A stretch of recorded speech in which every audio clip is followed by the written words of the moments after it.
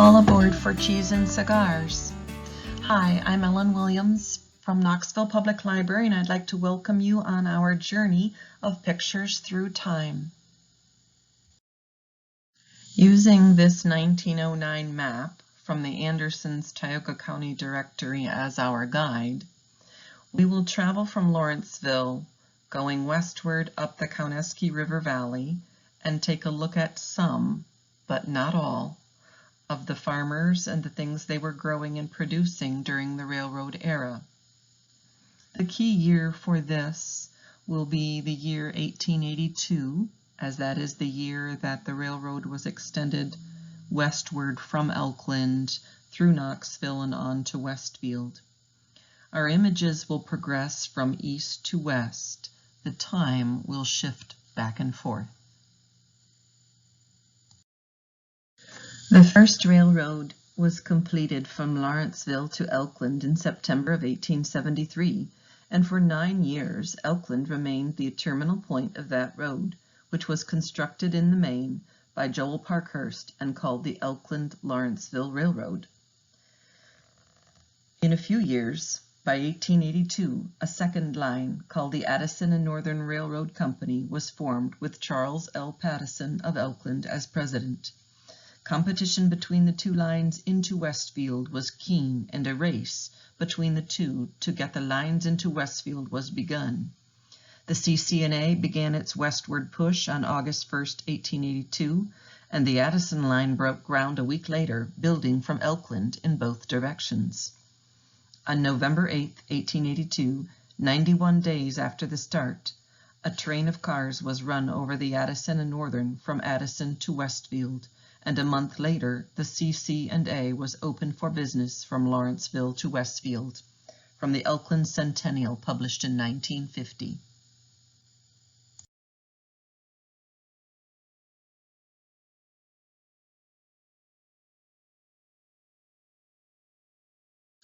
These are some images from some primary sources revealing the early efforts to obtain rights-of-way across various places in the valley, and there were different directions that the railroad planned or wanted to go. Had visions even at one point of putting a rail line north up Troops Creek out of Knoxville. That particular road never materialized, and by 1882 the plan was to extend it straight up the valley from Elkland all the way to Westfield, passing through Knoxville. The first place we'll stop moving westward from Lawrenceville toward the Knoxville and Westfield and points beyond will be the village of Nelson. And in Nelson, there was a Pennsylvania creamery, also known as the Nelson Separator and Butter Company, which opened in 1893, made cheese in 1895 with a capacity of 100,000 pounds per year, and it was known as a skimming station by 1909 from the Anderson's Directory. In Nelson also could be found Blackwell, who had a grist mill and a cider mill, as well as a tobacco warehouse. The partnership of Miller, Tubbs, and Haskell had hay storage warehouse there in Nelson. Later they would have a hay warehouse in Knoxville as well. And Charles Lugg was growing tobacco in addition to diverse crops on his farmland along the heart of that part of the valley in Nelson, underneath where Cowanesque Lake now is. This is an illustration from the 1875 Beers Atlas of the village of Old Nelson. In his memoir, Kemp's Life Story, Harry Kemp, who was a farmer who grew up in Farmington Township, wrote about the dairy industry at that time. About this time, the butter market got to be very poor. Butter brought in only 12 or 15 cents per pound. With so much hard work, it did not pay to keep cows. Then there was a large demand for hay to feed the streetcar horses in New York City and the mules in the hard coal region of Scranton and Wilkes-Barre. My father sold the cows and the hay crops to Bottom and Campbell. They lived at Nelson. The name changed from Beecher's Island when the railroad was built. Soon, They had hay barns in nearly every town in the county. Mr. Bottom would drive his fine team of Hamiltonians through the country, buying the hay and giving about $10 a ton. Then he would send over the pressing crew of 4 men and the steam press. Westinghouse had just made these small 10-horsepower engines that a pair of horses could draw around the roads. They could put out about 10 tons of hay a day. Joe Campbell would attend to the office work. The farmers put as much of their farms into hay as possible. After 3 or 4 years, the hay would run out, and then they plowed the fields and planted buckwheat. Thousands of bushels of buckwheat were raised and sold. Everybody was eating buckwheat pancakes with maple syrup. It was a dish fit for a king. After a few years of taking everything off the land and putting nothing back, the farms would not grow a full crop of anything. Cheese factories were coming into the towns, and cows came back on the farms. Although milk sold to the factory would only bring 65 cents per 100 pounds, it was better than nothing.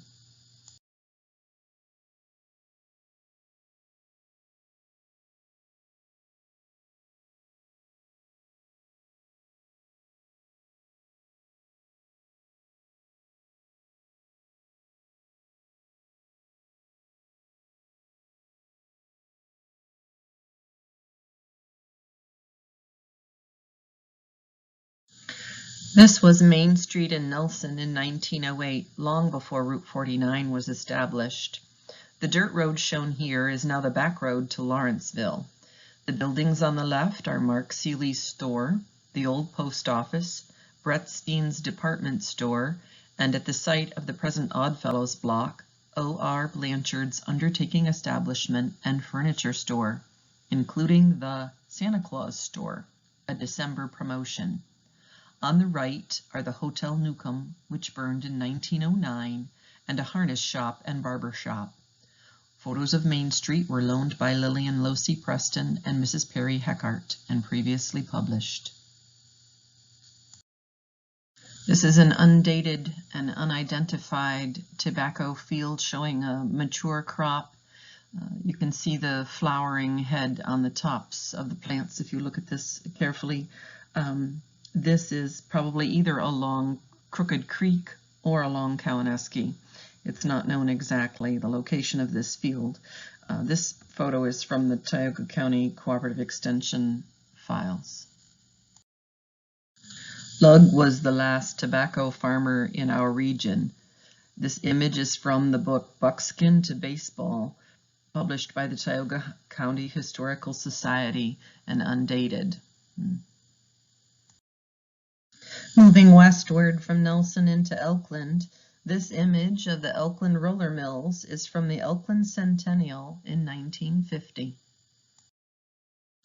This image is also from the Elkland Centennial book published in 1950, and it shows the cold storage for butter and coating cheeses in paraffin along the New York Central siding, and it's visible on the map in the next slide. In this image of the Sanborn insurance maps of 1903, which is accessed from the Penn State University digital map drawer, you can see the proximity of these 3 previous businesses to the various B&O and the New York Central sidings here in Elkland. The Crandall Toy Company, the Elkland Roller Mills that were grinding wheat, buckwheat, corn, and all kinds of farmers' grains. As well as that cold storage for the cheese preservation and shipping of cheese on the railroad.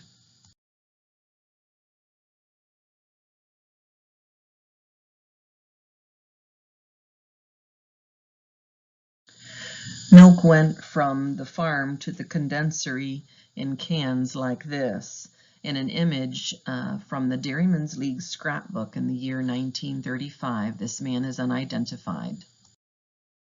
Elkland Highland Condensery is visible with the railroad visible in the foreground. This picture is also from the Dairymen's League scrapbook of 1935.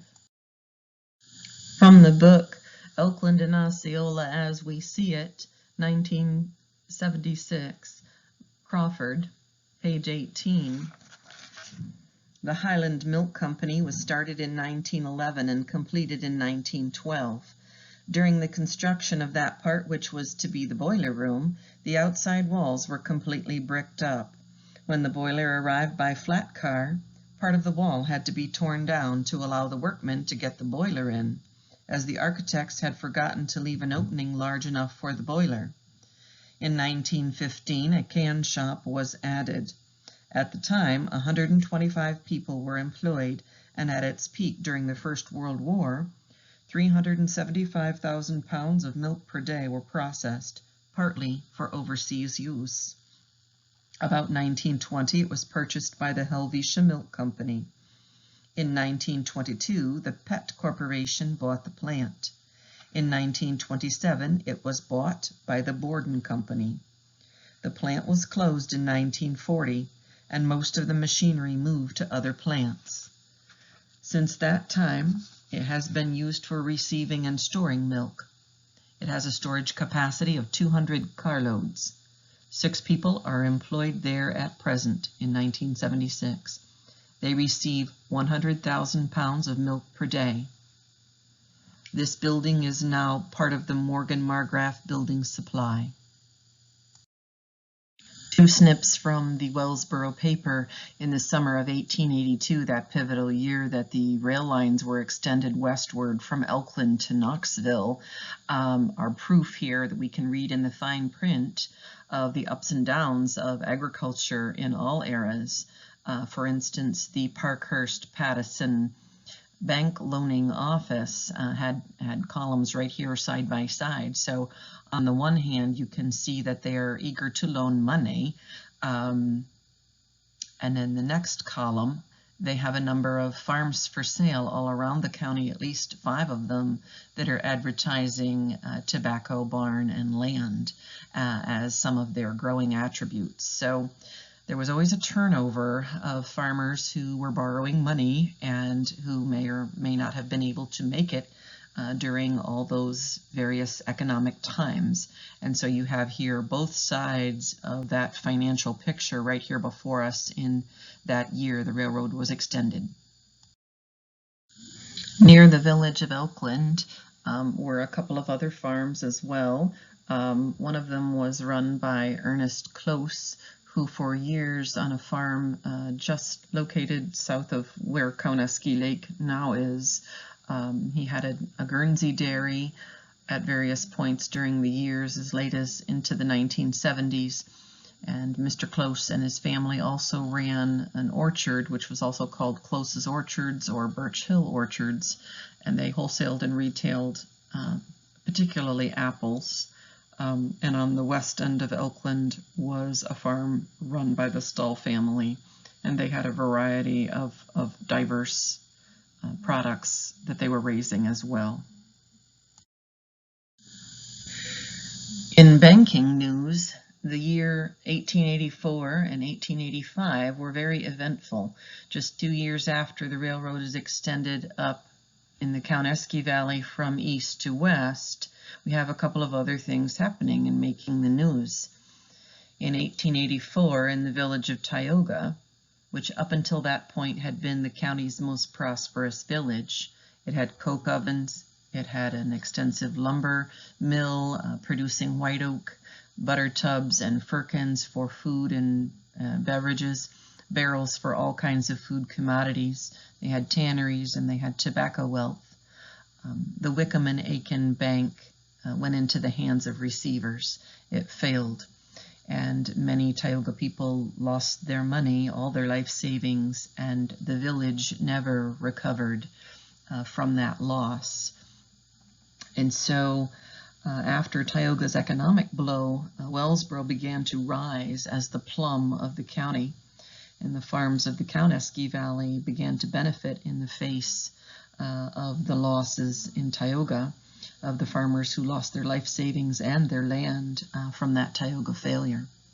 And then in early 1885, there was a very eventful bank robbery, which came into Osceola. So there was an awareness of some wealth in the Cowanesque Valley by those types of circles of robberies that began to happen.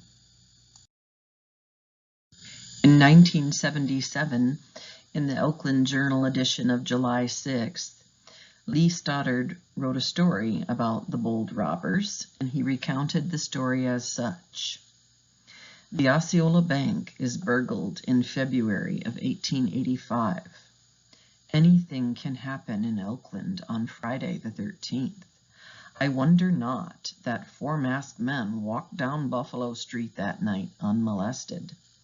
They had slid off the platform of the night train from Lawrenceville as it was pulling into the Corning, Cowanesque, and Antrim Railroad station. Bandit Haverhill and his 3 thugs, Love, Lowry, and Little Mike, had donned black silk skullcaps and face masks before they left the train. They cut behind the standing train and walked north 1 block to the Addison and Northern Pennsylvania depot. Skirting the crowd under the platform lights, they vanished in the factory complex nearby, the Crandall Toy and Furniture Warehouse.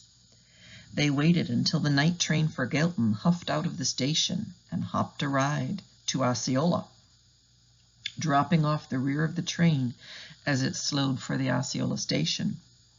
This also caused no outcry, as people were forever jumping trains between Elkland and Osceola when they could not raise the pennies for the fare. The hoods were not seen by the Osceola people, although travelers remembered seeing men clinging to the moving train that night. At Osceola, they climbed the steep bank from the railroad tracks to the nearby schoolhouse.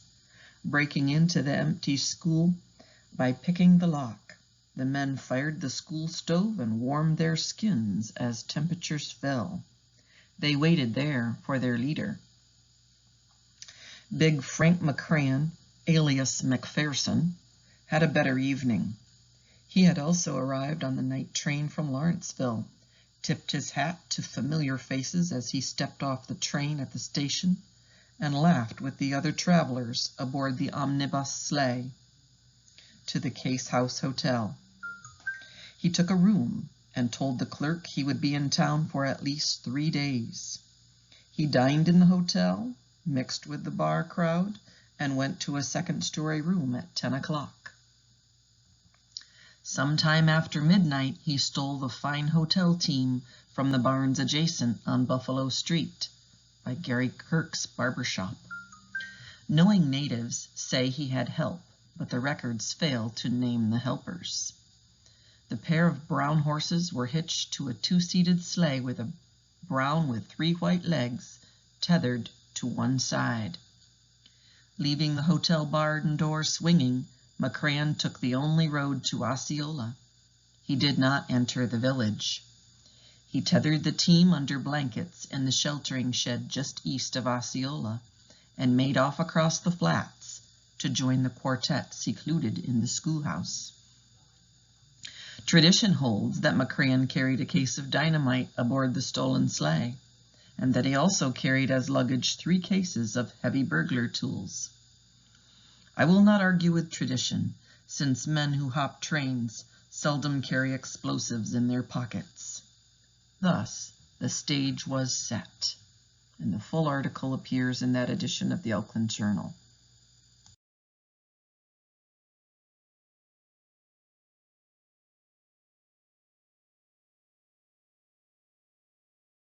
These photos of the Osceola Rankin plant are courtesy of Jim McMullen, who donated his portion of his research collection having to do with the local railroad sections to the Knoxville Public Library in 2018. So we thank Jim McMullen for these. These 2 waybills from 1904 and 1909 show the commerce, the buying and selling of commodities like hay and straw between Elkland, Osceola, Knoxville, and also the wholesale purchase of incubators for sale in Knoxville. This would be supportive of the poultry industry as a small agricultural sideline for the farms in the valley. The farm of Henry Tubbs was just south of the Cowanesque River at the crossing of the Osceola Road. I believe currently it's the Underley family that occupy that farm. And Mr. Tubbs had a diverse farm with decades-long extensive Percheron horse breeding business. Larger teams of heavy horses were required to power the large steam-powered belt-driven combines and grain threshers at the turn of the century. Before the gasoline engine, before the power takeoff, these horses were very big. Rolling along west from Osceola, we come to tobacco growing in the fields during the height of the tobacco era. These men are not identified, but this is the farm of the Bulkleys, later the Ordways, and currently owned by the Wood family along the River Road, Route 49 in Deerfield Township. Here we have a very similar viewpoint on the same wood farm, occupied currently by Phil Wood, at that time owned by John Wood. The Wag Railroad succeeded the B&O, and this view is probably the late 60s or the early 70s, with this Wag locomotive headed eastward toward Osceola, showing John Wood's dairy cattle grazing on corn stubble here on this valley farm on the border between Osceola Township and Deerfield Township. This is a woman named Lena Abbott, who with her husband John lived on the Clark and Lewis farms just west of the Wood farm. This picture is taken around 1940, and we know that she raised chickens, ducks, and turkeys in 200 or 300 at a time, and sold them as part of her income for that time period. We don't know necessarily that she shipped them on the railroad, but we wanted to include her as a representative of all the women in the Cowanesque Valley who were working so hard on the farms in this era. This is a picture of Mr. Abbott working the ground with his team of Percherons named Dan and Prince on the same farm where he lived with Lena during the early years of the war.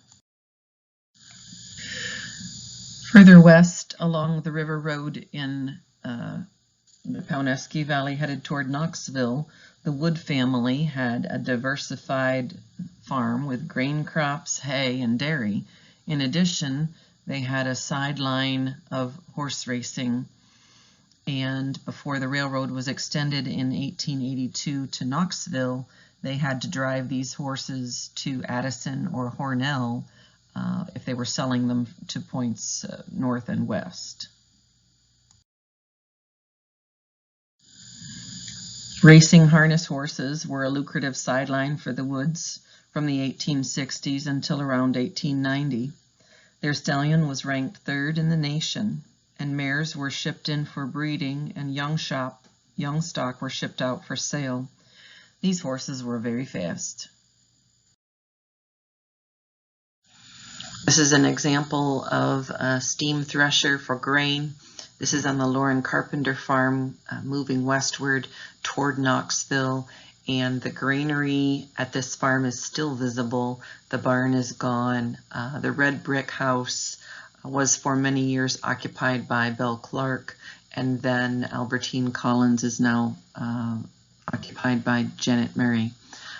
These men are unidentified, and we would like to know who they are. You can see in this picture the water tank on the right-hand side with a water line going to that steam threshing engine. Moving westward to Academy Corners, after the Civil War, there arose the Grange movement, and this was more than just social and educational for farm families. The Valley Grange was organized around 1889 and built its first meeting hall at Academy Corners in 1890. Valley Grange was part of the Tioga County network of granges and the Pennsylvania State network of granges. And in addition to being a social and educational a hub for farmers. It was also a political group with the goal of looking out for farmers' interests as they related to the railroad companies, meaning they were working on a state and national level for causes that benefited the farmers, because sometimes it was somewhat of a collective bargaining type of situation as they worked toward better prices and better freight and shipping arrangements with the railroads, because the railroads had a lot of power during this time with regard to agricultural commodities. Herb Seeley had a farm at Academy Corners and offices in Albany and New York City, where he was a key marketer and a director of the New York Milk Shed, one of the largest groups supplying milk to the urban East Coast market. He held this position for 32 years. This photo is looking eastward from the west, from what they called Forks Hill in years past, this bird's eye vantage point. If we zoom in on this photo, we can view the mill, which later becomes the Perina Mill, in the foreground. We can see the Addison and Northern Pennsylvania trestle crossing Troops Creek. We can see tobacco sheds, lumber piles, and other features of Knoxville. We're traveling westward up the valley. Rail service opened at Knoxville in November of 1882. Thomas C. Campbell, a relative of Joseph Campbell, who was the partner of Jerome Bottom, the grain marketer in the Harry Kemp story, a previous slide, came up from Nelson to be the Corning, Cowanesque, and Antrim Railroad Station agent. Sherman Fisk was the agent at the Addison and Northern Pennsylvania Railway Depot. And here is a timetable from the May 1883 paper, which was just a few months after passenger service opened at Knoxville, showing the times that you would have to be there to catch your train going various places that you wanted to go. These are a group of employees, some of whom were seasonal employees at the Knoxville Cigar Works, and that was close to the New York Central side of town. And we can see there are numerous women who were employed as cigar rollers, and there's at least one youngster there with a woman. Don't know whether she didn't get a babysitter that day or whether that was a frequent occurrence, but here you can see this group of people that was working at that warehouse at least part of the time. This is the Morris Rosenberg Company tobacco warehouse, which was located adjacent to the B&O railroad line on the north side of town, near where Billings Park now is. Jesse Wilcox was a local barber who had his own line of hand-rolled cigars that he retailed from his barber shop, and at this time they were selling for 7 cents each, and there are numerous cigar boxes of Jesse Wilcox's still extant, and some of them have been donated to our collection together with some of his labels. This particular box, I think, was donated by Mr. Tom Baker. Here's a vintage ad from the Knoxville Courier, kind of tying this corn growing ad with the money you get from your corn you can put in the bank. This particular advertisement is for Knoxville Banking Company, which was sometimes called Perry Tucker's Bank, and it was a bank building located just to the east of the current library building. This is a Sanborn insurance map image from the year 1922. Again, accessed through the Penn State University digital map drawer, and this shows the New York Central area with the Mamala Corporation where Mr. Buffard was, and its proximity to that rail line, as well as the Grange League Federation buildings, which later became the GLF feed mill and later known as Agway in the center of that picture. When the Mamala Cheese Corporation opened along the New York Central route, just south on the south edge of the borough of Knoxville, they recruited Mr. Ely Buffard, who was an immigrant cheesemaker from France, who came from New York City to be the head of this operation in 1918. He shifted his occupation to meet changes. He may have seen changes coming in agriculture, and by 1928, Mamala had closed, and Buffard had worked up a blooming cut flower greenhouse business, which was ready to sustain his family. This flower wholesale and retail business was run by his family until the late 1970s. And for their retail florist business, they would ship to and from Elmira Floral Products in Elmira Heights flowers and cut greenery by way of refrigerated express cars on the New York Central. This is a view of the Buffard greenhouse complex along the New York Central route on the south side of Knoxville. We are moving west toward the B&O siding in the town of Knoxville. This picture is a little bit out of geographic sequence, but it shows the height of a loose pile of hay on the loose hay wagon before that hay is pressed for shipment on the railroad, and I wanted to show what the hay looks like in the old days before it was pressed into bales. And again, this picture is courtesy of Bill Bloom from Sabensville, and it shows his grandfather John Abbott, his uncle Russell Abbott, with Bill and his brother Richard as children on the Clark farm with his grandfather's team of Percherons, Dan and Prince. These two postcard images are a little more commonly seen. There are views of these in wide circulation, but they really show that the pressing of hay was a wintertime chore. So the changing of that summertime loose hay in the mow to cash marketed on the railroad to be sent to the cities and the East Coast markets was happening as they're loading these bales of pressed hay that weighed several hundred pounds apiece onto that B&O siding. These views are of North Water Street, excuse me, and the proximity to the B&O siding.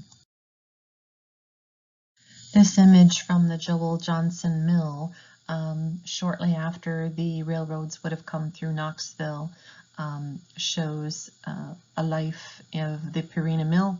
It was first constructed as a lumber mill by Silas Billings the first around 1825. Later John Spicer operated the mill, followed by Joel Johnson and Son, then John Birch, and it was known as Bates Mill through the 1950s before it became the Purina Checkerboard, and the Purina Checkerboard Mill closed in 2008.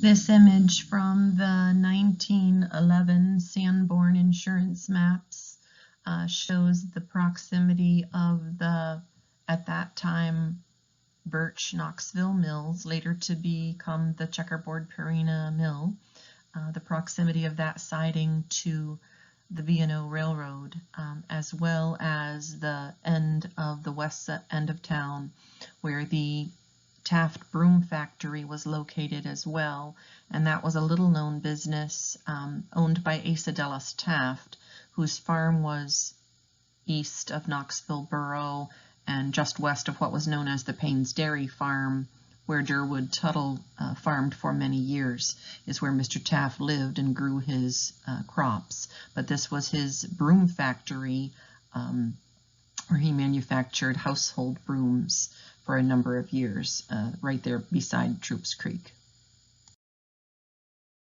This 1970s view of the Checkerboard Mill shows the manager Reed Doan's iconic Ford Econoline van sitting out front of that mill.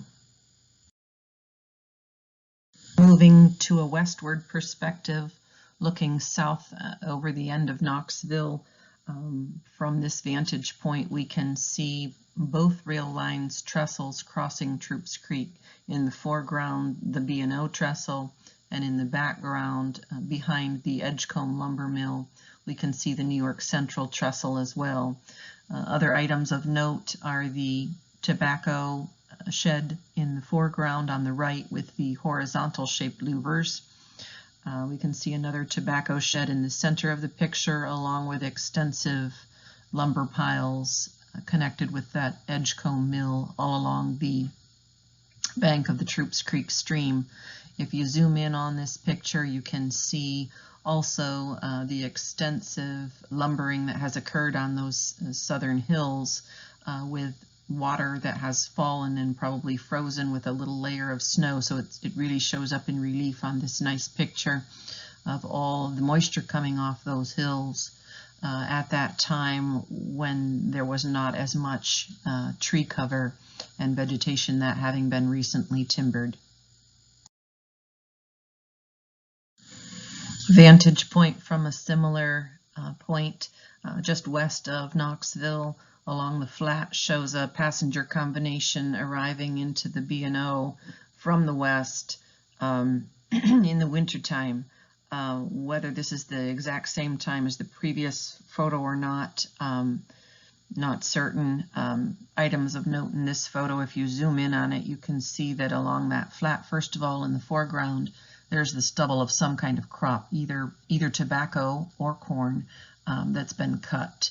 And more interestingly even is the river ice that is parked in between the two rail lines along the flat part of that field.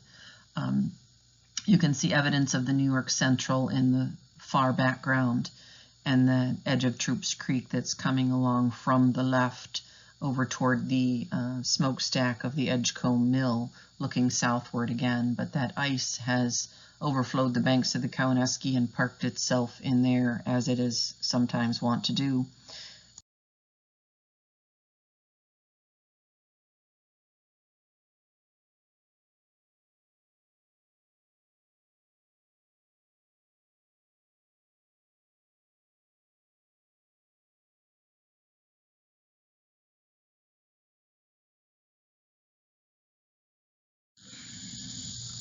After the demise of the local racecourse at Academy Corners, the horsemen of the Cowanesque Valley had no place to hold their own trotting events. The Cowanesque Valley Agricultural Society formed in the mid-1880s. After raising funds for a couple of years, the society purchased land in Westfield and built a racetrack to be used in conjunction with their new fair. Everyone in the valley eagerly anticipated its first event, held in October of 1887. The new grounds are located on the Caleb Trowbridge farm about 1 mile above, or rather west of, Westfield. The society recently purchased the whole farm of 112 acres for $5,000. Something over 30 acres have been appropriated for the fairgrounds, and substantial buildings have been erected at a cost of about $3,000 or $4,000. Not counting the work which was contributed by members of the society.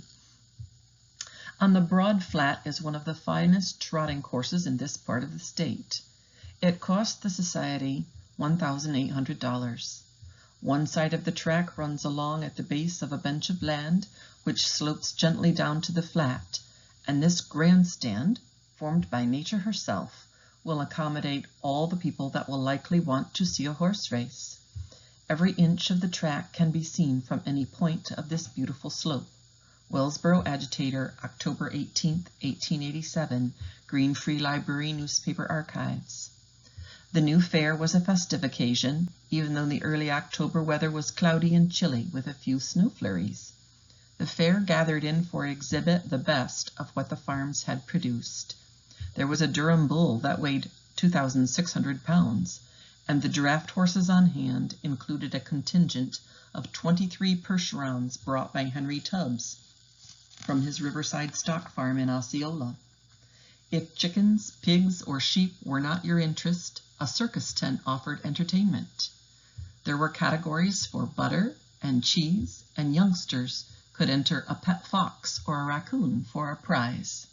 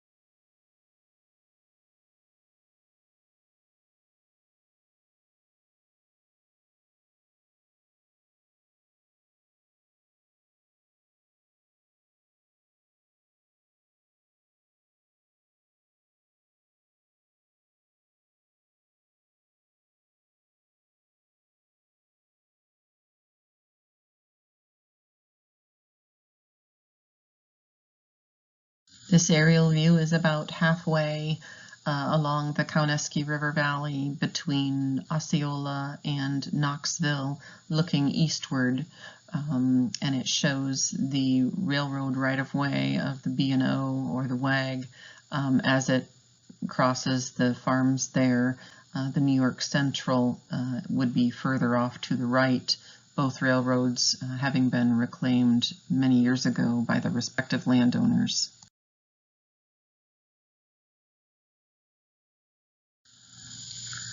We have shown some of the farms, condenseries, and related businesses that existed in the Cowanesque Valley.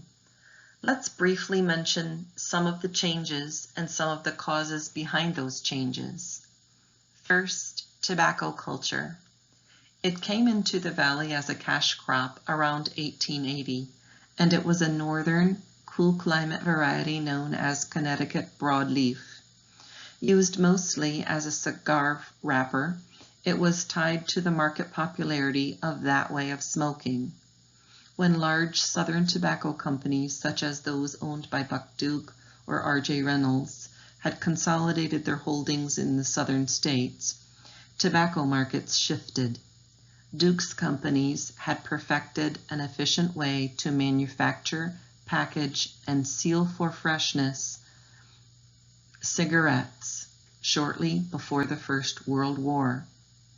When the war saw large numbers of GIs in Europe, there was an opportunity to boost morale by providing cigarettes. When the war ended, a generation of young men returned home with a preference for cigarettes, which used more of the southern burley type of tobacco, like that which was grown in Kentucky, Virginia, and the Carolinas. The shift was gradual and not complete, but the largest market had permanently changed. It lowered the demand and the price for the type grown here in northern Pennsylvania. World War I markets, together with the technology of refrigerated rail cars, also spelled changes in the local milk markets. Dairy markets were always volatile, with a highly perishable liquid product. During the war, the federal government bought canned milk made in condenseries to ship to Europe for the troops and for relief efforts. When the war ended, there was no plan in place to downsize the canned milk industry. There were several milk strikes over the years, and one particularly bad one in the winter of January 1919 affected New York and northern Pennsylvania farmers here. It involved several of the local plants. Mamala in Knoxville had shipped powdered milk to Europe. Several plants changed ownership and saw periods of closures, retooling, and resumption of processing as the milk markets shifted to the shipping of cooled liquid milk for fresh consumption to East Coast urban centers by rail.